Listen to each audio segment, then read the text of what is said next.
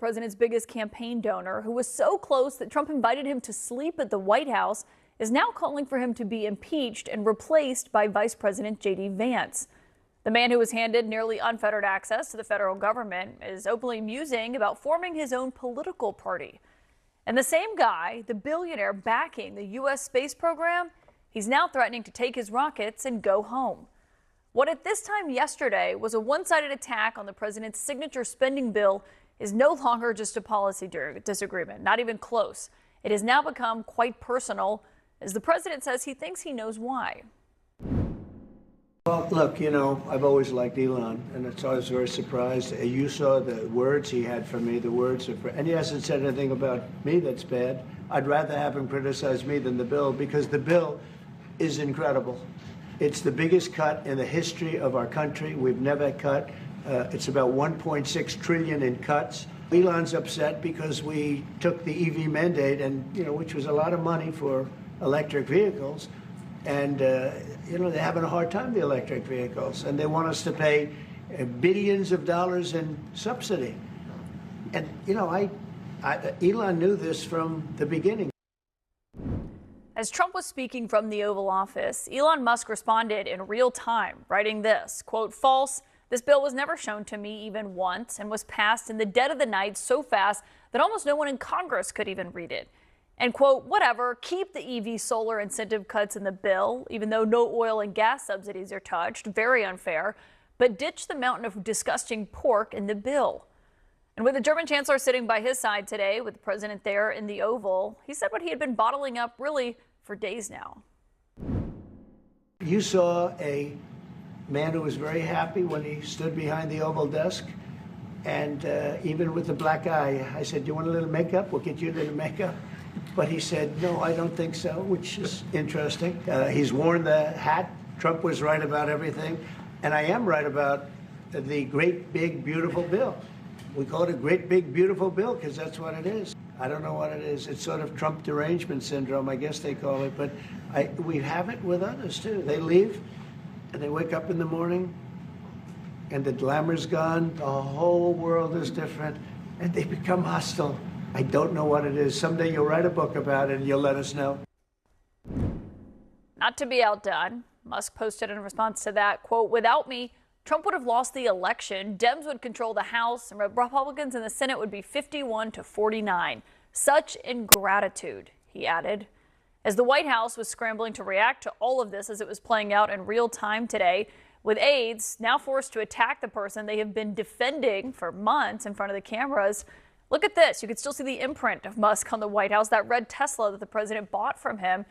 Our Jay McMichael shot this. It was still sitting right outside the West Wing, parked on West Exec.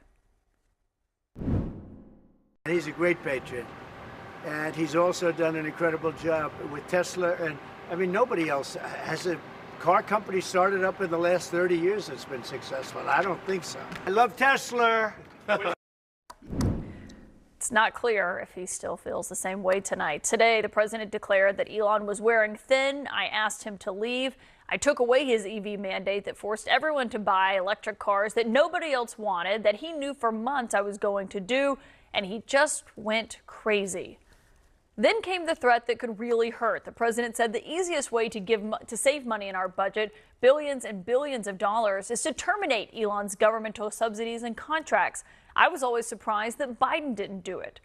Tesla's stock price took a massive hit after that, $150 billion in market value gone as the two were trading attacks today. According to Bloomberg, Elon Musk lost $34 billion today. That financial hit, though, does not seem to be enough for his critics in MAGA world. This guy is all over the map. He's right. But he's emblematic of these oligarchs. All of them have the maturity of a 9-year-old, and they're dangerous. They're dangerous not just to the president of the United States. More importantly, they're dangerous to this republic and the citizens of this constitutional republic. At one point, the president seemed to maybe be trying to cool things off. He said, quote, "I don't mind Elon turning against me, but he should have done this months ago." And I'm told that allies of both the president and Musk were kind of caught in the middle of all of this today. They were quietly and delicately trying to broker peace between the two men behind the scenes. But those efforts were upended when Elon Musk wrote this. This was really kind of the end of that. He said, "Time to drop the really big bomb. Donald Trump is in the Epstein files. That is the real reason they have not made public. Have a nice day, DJT."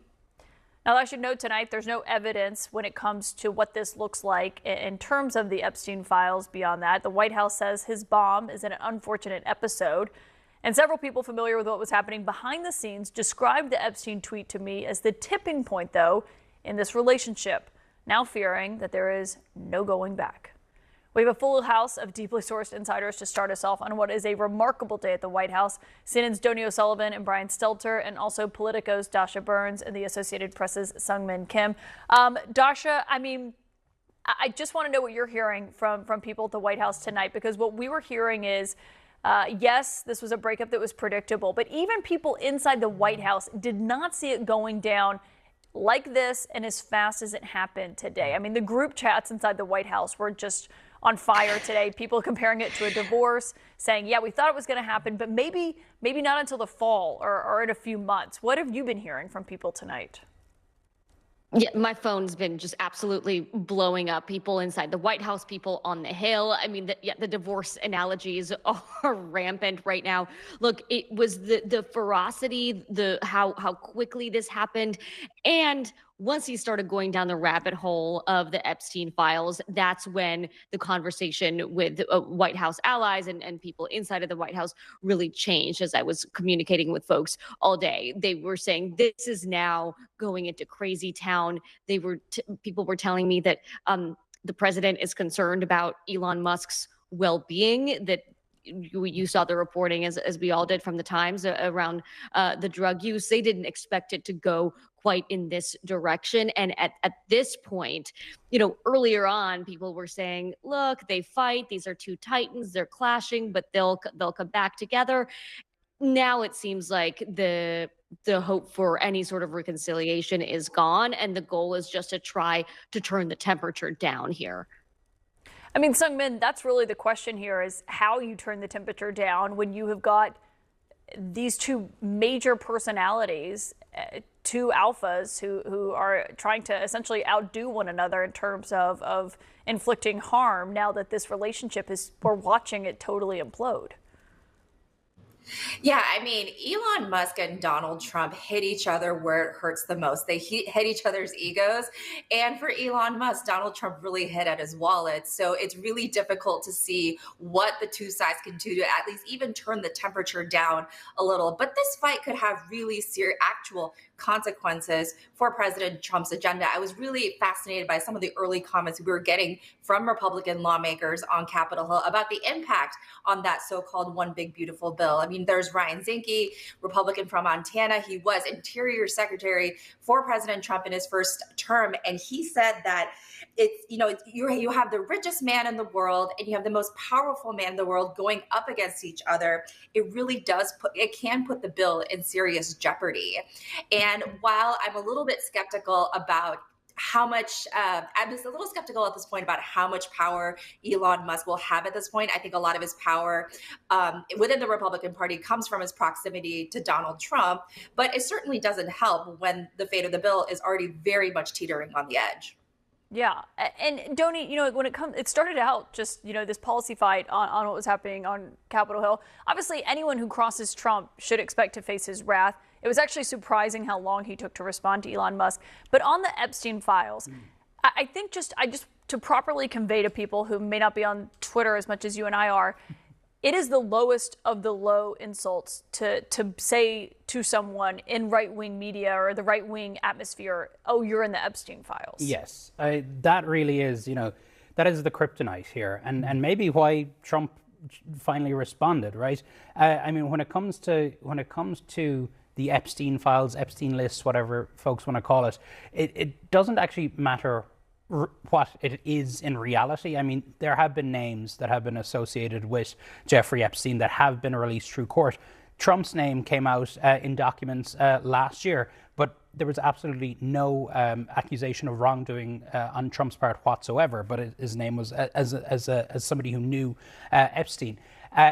What is most important, though, is what people in the MAGAverse imagine what this list is to be, right? And this, they imagine, is a list of all the bad people who went to Epstein's Island and who, abused young women and did other criminal things. And what people also believe is that list is made up of Trump's enemies normally, right? We see there's been many versions of this list that have circulated online. They did this to themselves because it was the Trump orbit that amplified the conspiracy theories about Jeffrey Epstein's list and who was on it and what it meant about those people. And so for Elon Musk to say that is why that kind of takes this to this other level. It doesn't mean anything. It doesn't mean that there was wrongdoing. We don't know that. No. But there's already pictures of Trump and Jeffrey Epstein together. We knew he was a member at Mar-a-Lago and then was removed from the club. But it was kind of the right turning on the right here. 100%. And there is going to be a situation now where people have to choose sides, right? GOP lawmakers are already asking themselves, am I choosing Trump or Musk? I'm sure most of them will choose Trump.